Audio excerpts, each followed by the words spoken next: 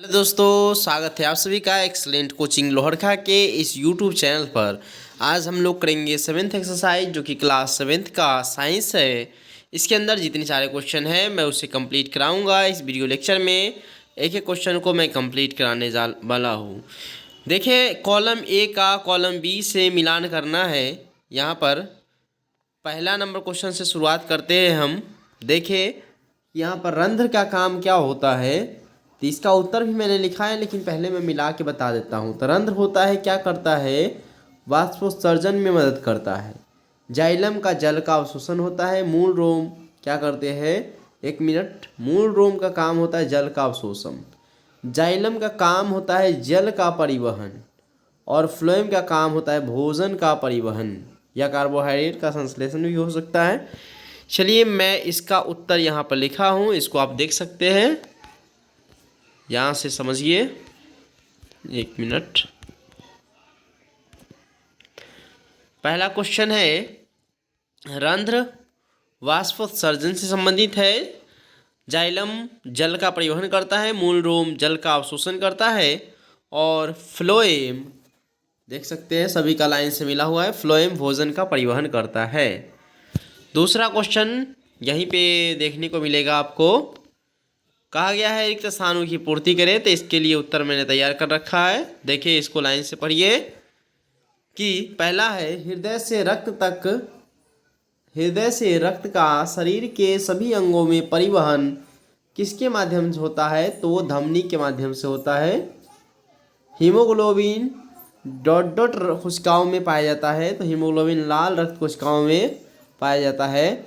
धमनी और शिराएं किसके जाल द्वारा जुड़ी होती है, तो केशिकाओं के जाल द्वारा जुड़ी होती है।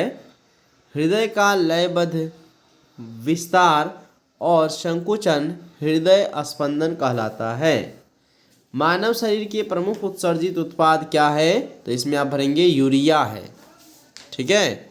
उसके बाद है, पसीने में जल और क्या होता है, लवण होता है। लवण मतलब नमक होता है। उसके बाद है, वृक्क अपशिष्ट पदार्थों को द्रव के रूप में बाहर निकालते हैं, जिसे हम मूत्र कहते हैं। इसमें आप भर सकते हैं।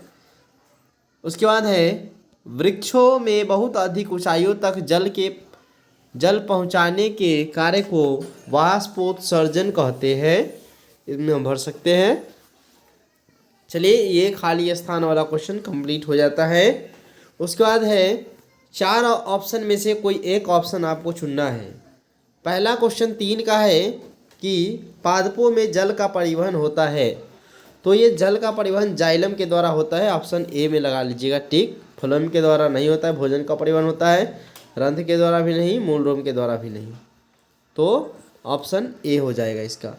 मूल द्वारा जल के अवशोषण की दर को बढ़ाया घटाया जा सकता है, बढ़ाया जा सकता है। उन्हें छाया में रखकर, मंद प्रकाश में रखकर, इसे मंद प्रकाश में रखकर बढ़ाया जा सकता है जल के अवशोषण को। ठीक है, इसमें और ऑप्शन देखने की भी ज़रूरत नहीं है। पंखे के नीचे रखकर ऐसा नहीं हो सकता, पॉलीथीन की थैली में ढककर ऐसा भी नहीं हो सकता, तो आप देख सकते हैं इसमें। 4 नंबर क्वेश्चन से, पादपों तथा जंतुओं में पदार्थों का परिवहन क्यों आवश्यक है, समझाइए। तो इसका उत्तर यहाँ पर देख सकते हैं कि सभी जीवों को जीवित रहने के लिए भोजन जल और ऑक्सीजन की आवश्यकता होती है। उन्हें इन सभी पदार्थों को अपने शरीर के विभिन्न अंगों तक पहुंचाना होता है।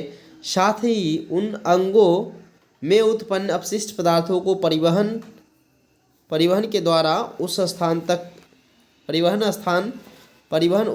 तक करना होता है जहां से उन्हें बाहर निकाला जा सके। इसलिए पादपों अथवा जंतुओं में परिवहन आवश्यक है। इस तरह आप लिख सकते हैं इसका उत्तर। 5 नंबर में देखिए क्या है कि क्या होगा यदि रक्त में पट्टिकाणु नहीं होंगे। तो रक्त में पट्टिकाणु नहीं होंगे तो रक्त थक्का यानी जमेगा नहीं और खून बहते रह जाएगा, जिससे लोग का मृत्यु भी हो सकता है। तो इसमें देखें कि चोट लगने पर पट्टिकाणु रक्त का थक्का जमाने में मदद करता है।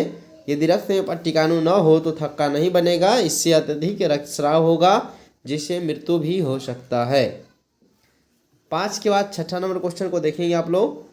रंध्र के कार्यों को लिखे।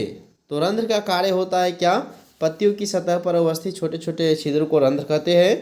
रंध्र क्या है पहले था, उसके बाद इसके दो कार्य लिखना आता है। रंध्र के कार्य है गैसों का आदान प्रदान, जल का वाष्पोत्सर्जन। 6 नंबर क्वेश्चन के बाद 7 नंबर क्वेश्चन आप देख सकते हैं। क्या वाष्पोत्सर्जन पादपों में कोई उपयोग कार्य करता है? तो इसका उत्तर है वाष्पोत्सर्जन से चूषण, अभिकर्षण यानी खिंचाव पैदा होता है, जो विशाल वृक्षों में बहुत अधिक ऊंचाई तक जल को खींच सकता है। वाष्पोत्सर्जन पादप को ठंडा रखने में भी सहायक होता है। चूषण के बाद यहाँ पर कॉमा लगाएंगे आप, ठीक है। चलिए उसके बाद है रक्त के घटकों के नाम लिखिए, यानी रक्त किन किन चीज़ों से बना है। तो रक्त के घटक मुख्य रूप से 4 होते हैं। पहला प्लाज्मा, दूसरा है लाल रक्त कोशिकाएं यानी कि इसको कहते हैं हम लोग आरबीसी, डब्ल्यूबीसी और पट्टिकाणु, ठीक है। 9 नंबर क्वेश्चन, शरीर के सभी अंगों को रक्त की आवश्यकता क्यों होती है? तो रक्त पचे हुए भोजन को छोटी आंत से बाहर रक्त पचे हुए भोजन को छोटी आंत से शरीर के अन्य भागों तक ले जाता है। पचे हुए भोजन जो भी ग्लूकोज के रूप में जमा है वहाँ पर छोटी आंत में, वो ले जाने का काम कौन करेगा? छोटी मतलब रक्त करेगा, क्योंकि हर भाग को चाहिए एक तरह से पोषण और ऊर्जा, तो वही करेगा कौन? रक्त। फेफड़ों से ऑक्सीजन को भी रक्त ही शरीर की कोशिकाओं तक ले जाता है। रक्त कोशिकाओं में से अपशिष्ट पदार्थों को बाहर निकालने के लिए उसका परिवहन भी करता है। तो ये रक्त जो है सो कई तरह से काम करते हैं, ठीक है। 9 के बाद 10 नंबर क्वेश्चन देखते हैं कि रक्त का रंग लाल क्यों दिखाई देता है? तो रक्त में हीमोग्लोबिन नामक लाल वर्णक होते हैं, इसीलिए रक्त लाल रंग का दिखाई देता है। इसके बाद हृदय के कार्य क्या है? तो हृदय रक्त द्वारा पदार्थों के परिवहन के लिए पंप के रूप में कार्य करता है। यह निरंतर धड़कता रहता है, ये हृदय का काम है, पंपिंग करना। 12 नंबर है शरीर द्वारा अपशिष्ट पदार्थों को उत्सर्जित करना क्यों आवश्यक है? बिल्कुल, शरीर द्वारा अपशिष्ट पदार्थों को उत्सर्जित करना इसलिए आवश्यक है क्योंकि वे विषाक्त और शरीर के लिए हानिकारक हो सकते हैं। इस तरह 12 के 12 क्वेश्चन बने। 13 नंबर क्वेश्चन में क्या था, मैं पढ़ूं इसको। 13 नंबर क्वेश्चन में है कि मानव उत्सर्जन तंत्र का चित्र बनाइए और उनके विभिन्न भागों को नामांकित करें। तो इसका उत्तर यहाँ पर देख सकते हैं, इस तरह के चित्र बनाना है जो कि आपके बुक में भी दिया होगा। ये चित्र बनाना है आपको और इसका नामांकित नाम भी देना है, ठीक है। इसका नाम भी देना है, इस तरह आप बना लेंगे। देख सकते हैं पीछे वाले पेज में आप देखेंगे 7.6 इमेज जो है सो एक तरह से नेफ्रॉन का चित्र है, ठीक है।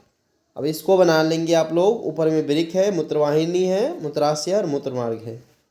इसको बना के आप इसका नामकरण कर दीजिएगा। इस तरह टोटल क्वेश्चन इसमें कंप्लीट हो जाते हैं। वीडियो अच्छा लगा ज़रूर लाइक कीजिएगा, एक प्यारा सा कमेंट कीजिएगा, अपने दोस्तों में शेयर ज़रूर कीजिएगा। धन्यवाद।